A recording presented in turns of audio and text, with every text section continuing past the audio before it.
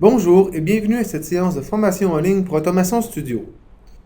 Dans cette vidéo, je présenterai quelques raccourcis ainsi que les propriétés de l'ensemble des composants.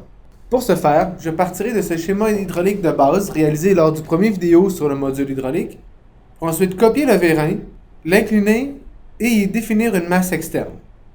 Donc le premier raccourci que je voudrais regarder avec vous est le raccourci pour copier un composant. Donc le moyen le plus rapide pour copier un composant dans Automation Studio est de garder la touche CTRL enfoncée, puis venir glisser le composant. Dès que je lâche la souris, le composant sera copié. Un deuxième raccourci intéressant est de tenir la touche CTRL enfoncée et ensuite de tourner la roulette de la souris pour effectuer un zoom. Ensuite, en tenant la touche espace enfoncée, vous voyez une main apparaître. Ensuite, quand je clique et je tiens le clic, je peux venir faire glisser ma feuille. Et finalement, en tenant la touche majuscule enfoncée, je peux venir automatiquement déconnecter un composant du circuit. Si je ne garde pas la touche majuscule enfoncée, les lignes resteront attachées. Ceci dit, je vais maintenant connecter mon second vérin en parallèle et lancer la simulation. Vous voyez, les deux vérins sortent à la même vitesse en même temps, puisque les deux vérins ont exactement les mêmes propriétés. Pour personnaliser un composant, il est possible de double-cliquer sur le composant et d'en ouvrir la feuille de données techniques. Cette feuille est séparée en plusieurs sections. La première étant des données de modélisation.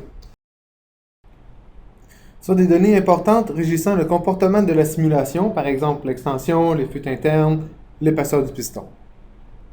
La seconde section est les caractéristiques techniques. Donc c'est ici qu'on vient rentrer le diamètre de la tige, le diamètre du piston, la course, etc. Donc vraiment des dimensions physiques du vérin. Ici on voit 500 mm, on peut changer les unités de millimètres à pouces par exemple, et la conversion se fera automatiquement. La troisième section sont les données externes. Donc c'est ici qu'on viendra définir une charge extérieure ou une force, soit en poussée ou en traction.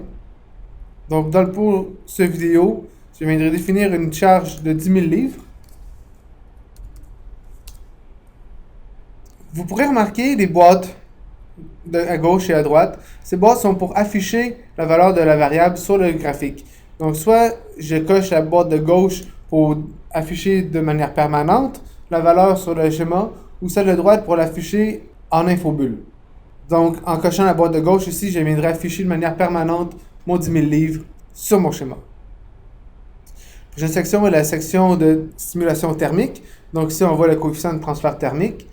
Pour plus d'informations sur la simulation thermique, référez-vous aux vidéos sur la simulation thermique. Ensuite, nous avons une section sur les conditions d'opération. Ici, nous venons définir une limite théorique sur la force, l'accélération, la pression, la température, etc., qui nous permettront d'activer un message d'erreur si ces limites sont dépassées. Pour la prochaine section, au niveau du contrôle, donc on voit l'ensemble des variables internes qui permettent d'envoyer ou de recevoir un signal à ce vérin ou de ce vérin.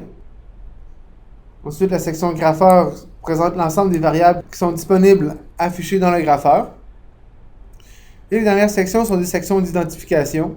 Donc, on parle d'identificateur interne, de nom, ou encore d'identification commerciale, donc de manufacturier, numéro de pièce, numéro d'inventaire, prix, etc. Donc, je viendrai incliner mon vérin ici à 45 degrés. Et vous voyez maintenant, j'ai mon 10 000 livres qui est affiché. Automation Studio étant un logiciel de dessin professionnel et l'ensemble de ses composants respectant les normes ISO, normalement, nous ne faisons pas de rotation de composants sur le schéma, mais à des fins académiques, ça peut devenir vraiment intéressant. Donc pour ce faire, je vais dans l'onglet Édition, je vais sélectionner mon vérin et dans le bouton Position, je vais choisir Rotation. Il est maintenant clair et intuitif que ce vérin est incliné à 45 degrés et qu'il devra lever une charge de 10 000 livres. Alors maintenant, quand je lance ma simulation, Vous voyez, j'ai besoin de 12 PSI et demi pour sortir mon premier vérin. Et j'aurai besoin d'environ 600 PSI pour soulever mon 10 000 livres. Vous remarquez, quand je viendrai faire rétracter mon vérin, la charge de 10 000 livres agira comme une charge menante qui créera une dépression dans ma conduite ici. Donc, la couleur affichée sera mauve et on verra une pression ici négative. Donc, on voit environ moins 15 PSI, donc danger de cavitation dans les lignes en mauve. Une fois ce vérin rentré, le deuxième rentre avec une pression nécessaire de 21 PSI. Donc, vous voyez, en changeant les propriétés des composants, il est possible de venir personnaliser l'ensemble de nos composants et de venir recréer un équipement que nous avons au laboratoire, par exemple. Il est également possible de créer ses propres bibliothèques de composants. Pour plus d'informations à ce sujet, veuillez regarder la vidéo « Créer votre propre bibliothèque ». Très bien, donc nous avons vu les propriétés des vérins. On va maintenant les propriétés du distributeur.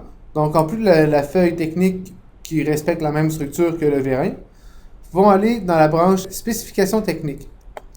Ici, il est possible d'éditer la valve de toutes les manières possibles. Donc, si je veux changer le levier manuel au niveau du contrôle, je peux changer et le remplacer par n'importe quel type de commande disponible dans cette bibliothèque. Pareillement pour les configurations des différentes positions du distributeur. Ici, je peux choisir n'importe quelle configuration de tiroir dans un vaste choix.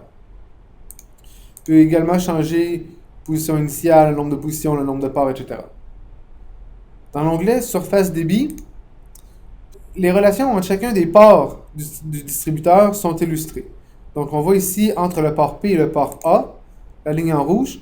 Donc, en position tout ou rien, telle que la valve est configurée en ce moment, nous pouvons avoir soit 0 débit à une position neutre, ou un débit de 12 litres par minute à une position de moins 100%, ou un débit de 0 à 100%. Donc, si nous avions un distributeur proportionnel au lieu d'avoir un distributeur en mode tout ou rien, de manière dépendante à son positionnement, le débit passant d'un port à l'autre est variable. Également, dans l'autre onglet, les pertes de charge, on peut voir ici un modèle de perte de charge en fonction du débit.